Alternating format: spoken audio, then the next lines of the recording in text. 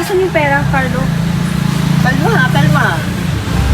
Ito, pinanginom ko na. Siya tayo. Hindi ako nakikipagbiron sa'yo, Carlo. Bakit? Ha? Ako ba nakita? Ay, tama na! Tumigil ka nga! Paras kayong nanay mo eh! Walang silbi! Carlo, tama na! Lumayas na kayo sa harapan ko! Ngayon na! Aalis talaga kami. Hindi na kami babalik. Bahala ka na sa buhay mo.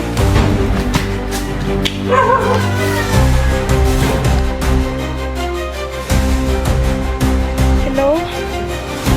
Tulong po.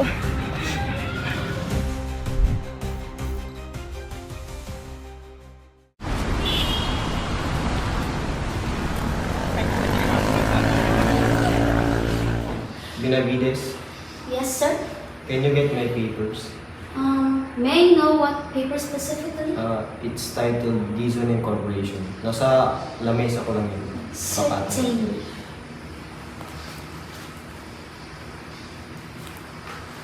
Here's the paper, sir. Thank you.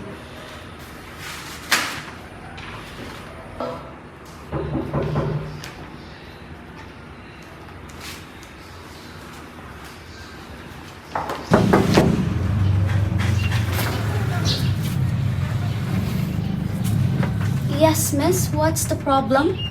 Andyan po ba si Mr. Fajardo? My boss, yes. Ano pong kailangan niyo sa kanya? Gusto ko siyang makausap. But first, I wanna know your name. Pakisabi na lang sa kanya, Miss Garcia. Okay, wait a second. I'll call him, okay? Thank you.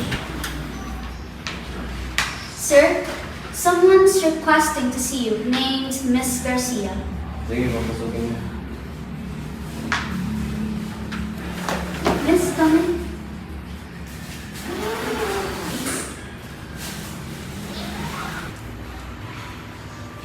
Benavides, tubig nga. Gusto mo rin ba? Make that too. Buka. Boss, thank you po sa pagtulong sa amin. Nahihirapan na rin po kasi kami. Salamat po, Tra. Walang anuman, Ralaisa. Basta palagi mong tandaan na andito ko para sa inyo. Para sa'yo. Pangako po babawi po ako sa inyo. Ano po bang magagawa ko para po mabayaran ko po lahat ng nagastos niyo po sa amin? Huwag mo nang isipin yun. Basta ang importante yung masaya kayo. At saka, sumasaya naman ako kung hindi agad ang masaya. Ralaisa, ay gusto sana akong sabihin sa'yo. Gusto kita. Matagal na.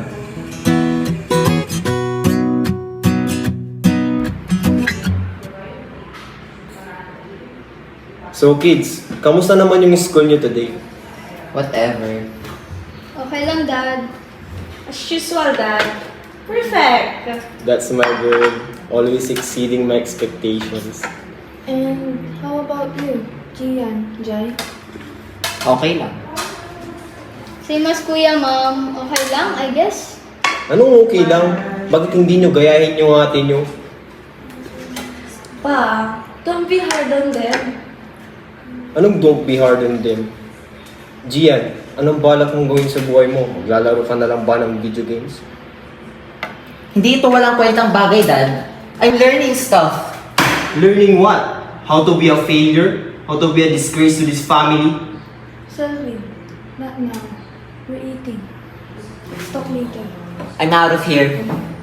Dad, tingnan niyo, umalis na si Kuya. Ba't pa ang hilig-hilig niyo i-compare kami ni Kuya kay ate? Ba't kasi hindi nyo siya gayahin? Dad, iba si ate sa amin. You're being too hard on them. He needs to be disciplined. Masyado kang malambot sa kanya.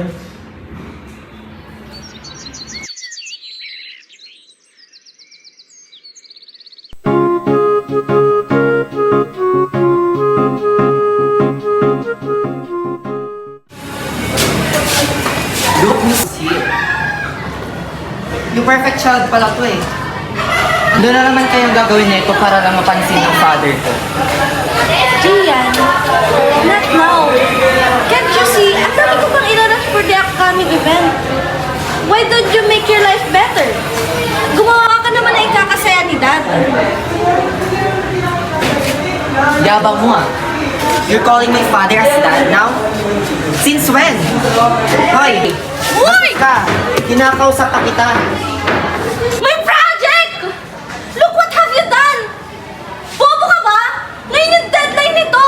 Ano, wala ka nang nagawang mabuti sa buhay mo, kaya pati buhay ko ginagawa mong miserable? Ba yan? Wala ka talagang ginawang tama, no? Hanggang dito dinadamay mo ako? Bobo! Papa mo ah. Hi! What's going on here? Ano ba to? Ma'am, I'm just teasing her. No! Go to the principal's office now!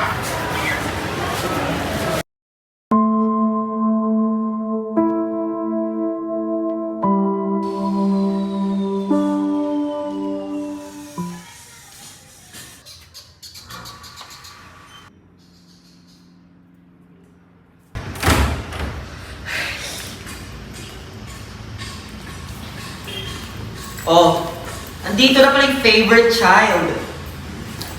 Good morning, Miss Perfect. Ano na naman kaya ang gagawin natin ngayon? Gian, you're ruining my life. Tinatry kong mapunta sa good university. And ikaw dito, kung ano-anong ginagawa mo para lang masira yung buhay ko?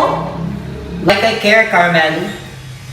Alam mo ba, Gian, may isang judge dun. Pwede magbigay sa akin ng scholarship. Alam mo ba yun? Siyempre hindi. Kasi bobo ka. Bobo ka, Gian. Napaka-bobo mo. Ano ba, Carmel? Ano, kinakaya mo na ako ngayon, ha? Ang kapal naman ng mukha mo, Carmel. Kuya, stop. Ampun ka lang dito, ah. Kuya, tama. Ano ko ba yung scholarship mo? Kuya, tama na! What's going on here?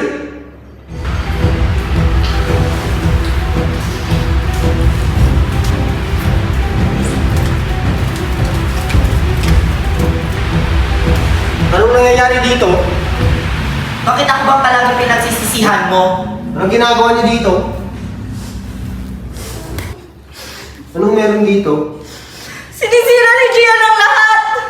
Wala siyang kwentang tao. Puro siya gulo. Kailan ba magtitinoy ang anak niya na yan? She's just a stuck-up brat, Dad. Hindi porket magaling siya sa lahat, siya nakakampihan nyo. Ano ba kasing nangyari, anak? Bumagsak si ate sa mga klase niya. Kasalanan niya ni kuya. And it's making our names look so bad. See?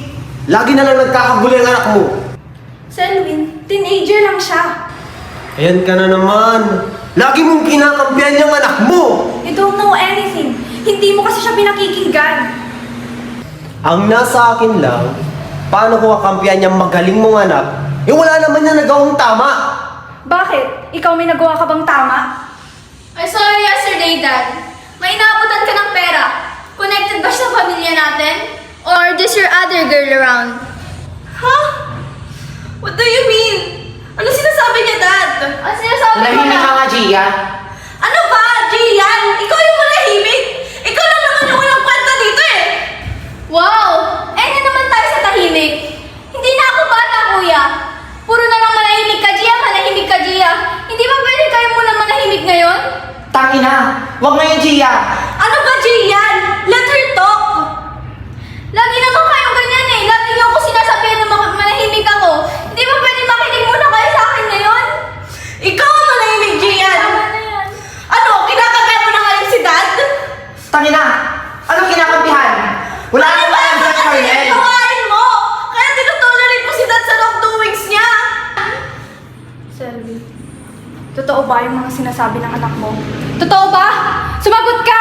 Ano ba naman yung Naralisa? Of course not! Then sino yung babae nakita ko kasama mo, Dad? Katrabaho mo? Or something more than your workmates? Huwag kang ganyan, anak. Wala akong ibang babae.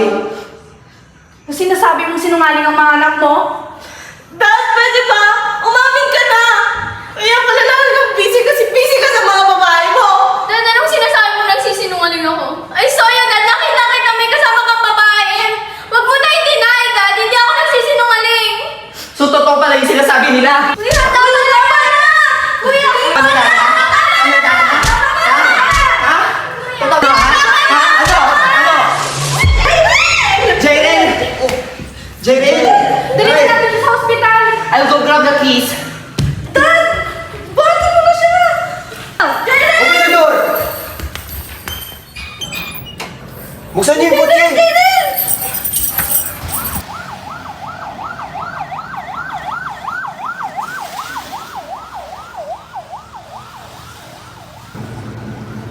ka na, anak. Okay ka lang ba? Yes, I'm okay na, Dad. Huwag ka munang bumangon. About some food, guys!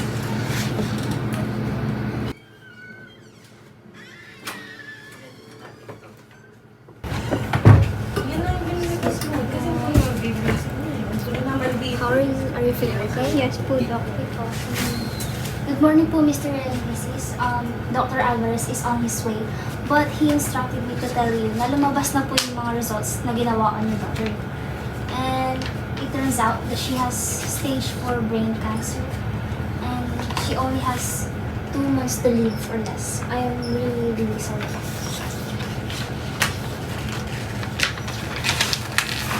Kailan niyo pa alam to? Gian, Carmen, magsalita kayo. Huwag niyo na po sila pagalitan. No, we're so sorry. Actually, last year pa namin alam. Kaso ayaw niya kasing ipaalam. Ayaw niya po talagang ipaalam sa inyo. Kasalanan mo kasi to, te. Ikaw naman kasi, lagi kami nadadamay sa'yo. Hoy! Huwag nga kayong maingay. Hindi lang kayo yung tao dito ah.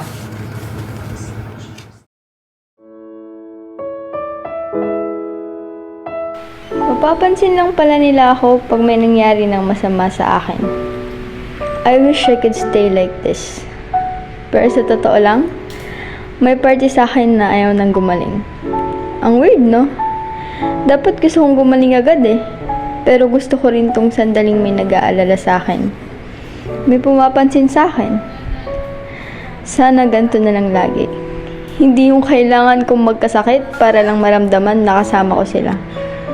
Naririnig nila ako at napapansin. Hindi yung parati na lang magulo. Nakakabingi, nakakasawa. Mom! Dad!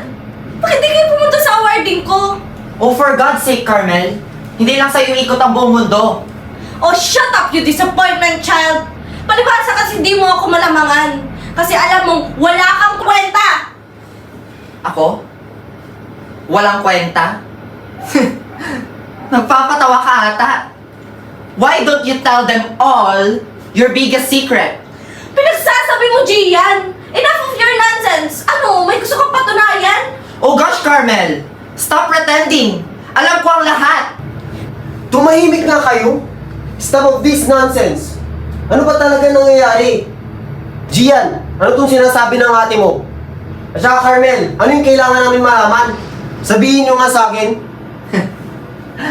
Your daughter, your perfect daughter, got a B on her card. Anong ibig sabihin nito, Carmel? Kailan pa ito nangyayari? Hindi sinungaling ka sa amin? Sumagot ka! Para ano? Para maging katulad ako ng anak niyo yan? Para ano? Para maging disappointed na rin ako sa paningin niyo? Nakakahiya ka, Carmel. Hindi mo ba alam kung anong isipin ng ibang tao? Napakabobo mo! Eh ako? Naisip niyo rin ba ako? Eh ako? Naisip niyo rin ba kamustahin ako? Dad, I'm also human! Hindi ako robot! May nararamdaman din ako! Napapagod ako! Pagod na ako pa! Pagod na akong abutin yung standards niyo! You ungrateful brat!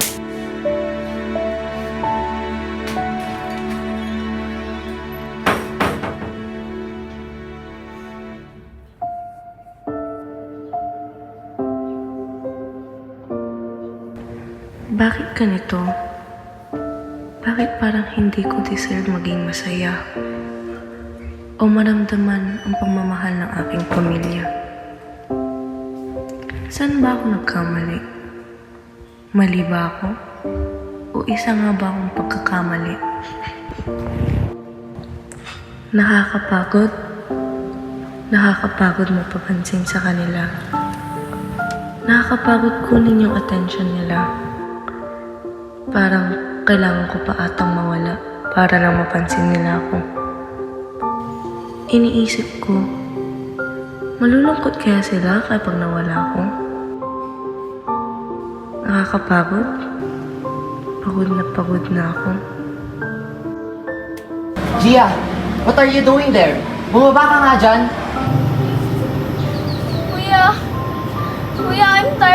ayoko na kuya. Pagod na ako, parang wala lang sa inyo. Ikaw, si ate, si mama, sama mo pa si dad, lagi na lang kayong busy. Tapos ako, pag magsasalita ako kasi marami kayong problema, may pinag-aawayan kayo, hindi nyo pa rin ako pinapakinggan. Pag-uusapan pa natin to, Jyrel. No, kuya. Kuya, pagod na ako, kuya. Huwag niyo na akong pigilan, kuya. Jyrel! Kuya, hindi. Ngayon kayo makikinig sa akin kung gagawin ko na to? Jyrel, bumaba ka na nga dyan. No, kuya. Ayoko bumaba dito. Joy, anong ginagawa mo Dad? dyan? Bumaba ka na dyan. Dad, pagod na ako maging parang wala lang sa inyo. Anak, hindi naman sa ganun. Sorry kung inyo naparamdam ko sa'yo. Sorry. Dad? Dad, ayoko na po. Sawang-sawang na ako maging parang wala lang sa inyo. Dad, pagod na po ako. Hindi naman sa ganun, anak. Pinabayaan kita kasi alam kong malakas ka. Alam kong kaya mo. Bumaba ka na dyan, anak. Babawi ako. Babawi Dad. kami sa'yo. Promise. No, Dad, ayoko. Sige na, Gia. Please, bumaba ka na dyan. Ayoko. Ayokong bumaba dito.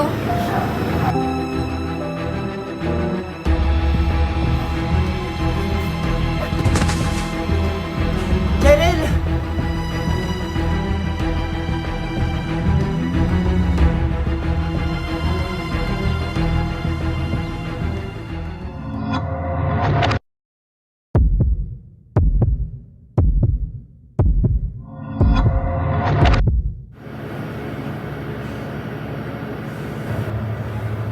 Ma? Ma, anong nangyari? Nasaan po si kuya? Hindi po ba siya pupunta dito? Wala na yung kuya mo. He passed away. Ma, anong sinasabi mong wala na si kuya? Ma, hindi yun totoo. Kasama ko lang siya kahapon, niligtas niya pa ako. Ha? Sinasabi mong niligtas ka niya. He died last week. After na lang mag-away ng daddy mo. Hindi yun totoo. Dinibdib niya yun. Sinisi niya yung sarili niya kaya uminom siya.